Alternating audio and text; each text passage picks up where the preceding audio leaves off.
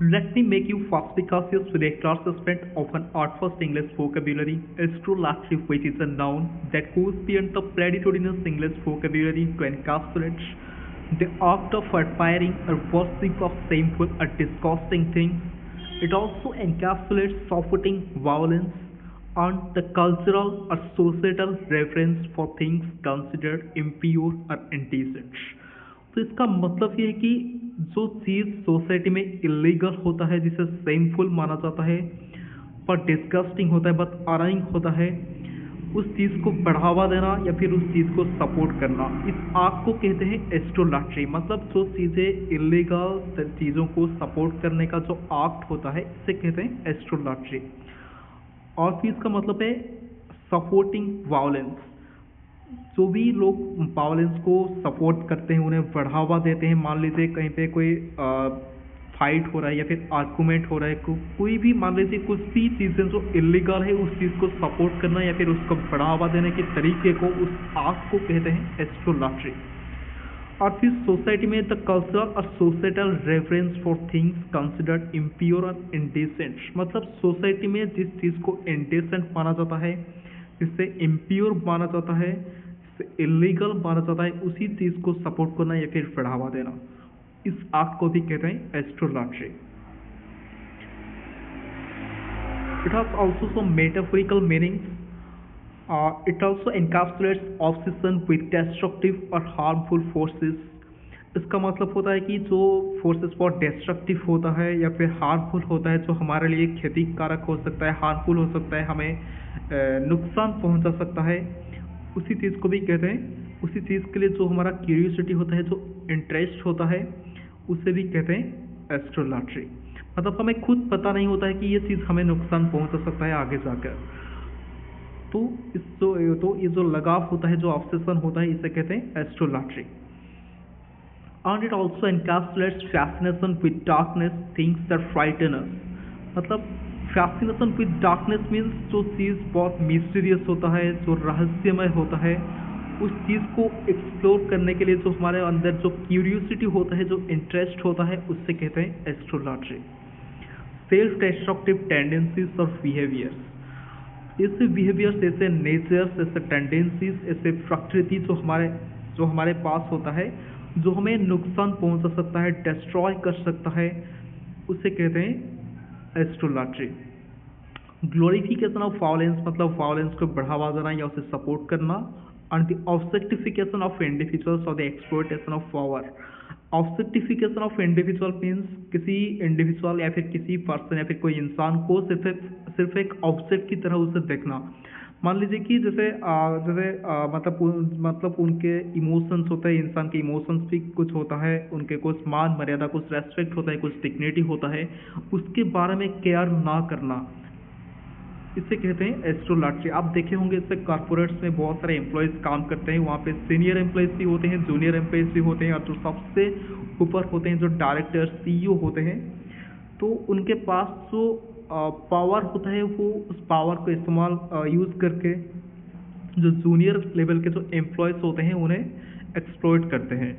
मतलब उन्हें मान लीजिए अगर उनके काम में कुछ गलती हो गई या फिर कुछ काम ठीक से नहीं हो रहा है, तो उन्हें ऐसे डांटते हैं, ऐसे उन्हें इंसल्ट करते हैं, वो उन्हें बहुत ख़राब लगता है, लेकिन वो कुछ बोल भी नहीं पाते हैं क्योंकि उनके नौकरी जाने का खतरा रहता है, उन्हें शायद वो उन्हें टर्मिनेट कर दे, इसका डर रहता है, इसलिए वो कुछ जवाब में कुछ भी नहीं कह पाते हैं।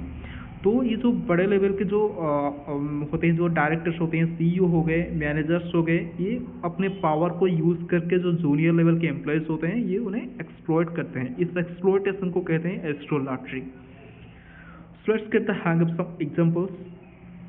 Predominantly the paterfamilias being condescending to the whippersnappers is a quintessence of astrolotry.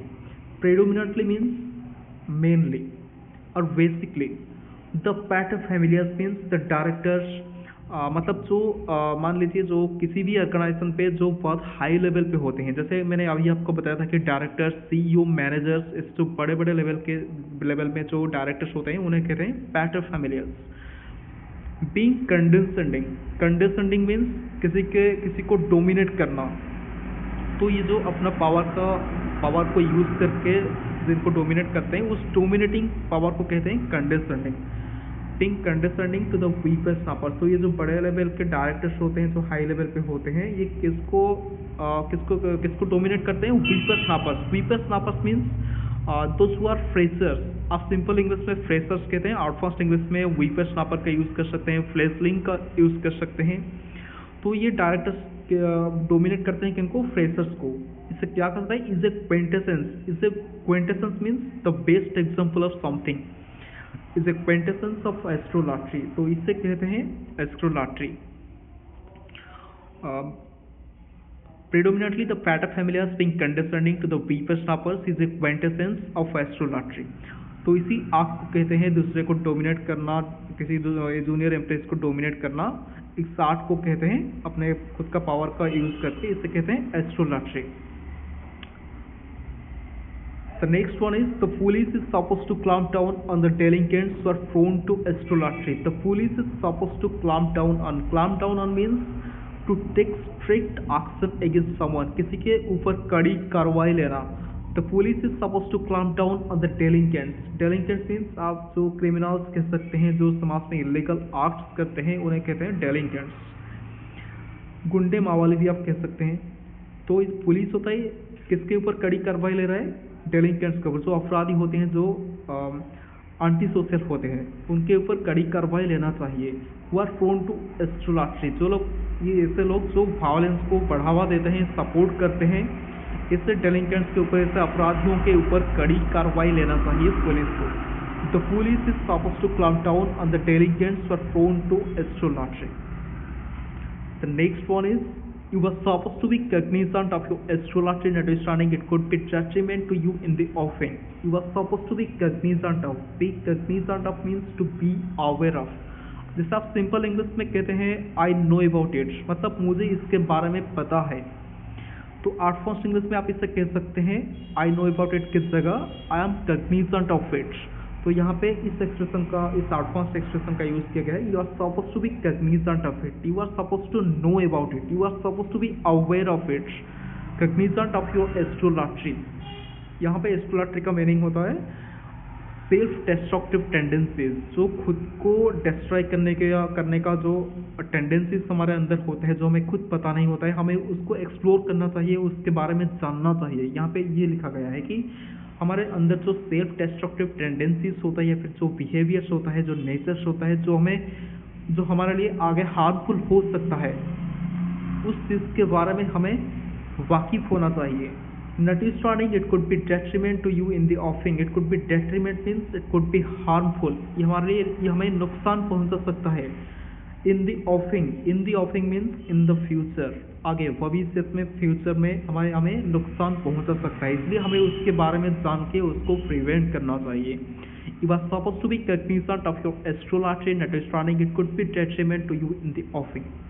The last one is you're getting indulged in validation is exhibitionistically demonstrative of your astrology। You're getting indulged in means किसी चीज़ में उलझे रहना, उसे कहते हैं getting indulged in। validation means मान लीजिए जो एक स्मॉल फाइटर आर्गूमेंट, उसे कहते हैं वैलिडेशन। मान लीजिए जो आप सिंपल इंग्लिश में आर्गूमेंट, फाइट वर्ड्स का यूज़ करते हैं, तो उसकी जगह आप इस एडवांस्ड वर्ड का इस्तेमाल कर सकते हैं वैलिडेशन।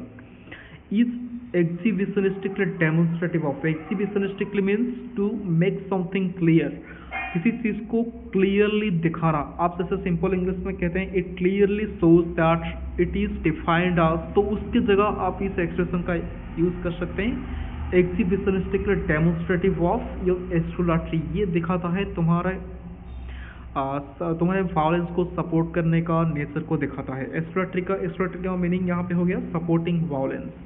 तो अब जो हमेशा ऐसे आर्गूमेंट में उलझे रहते हैं, कोई फाइट्स वगैरह में उलझे रहते हैं, तो ये आपके ये नेचर को दिखाता है कि आप कहीं ना कहीं वायलेंस को सपोर्ट करते हैं।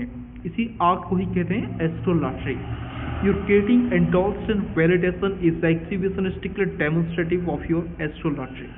So that's all for today of secreting you to be perspicacious with a short fast English vocabulary astrology to grasp it yourself। Thank you।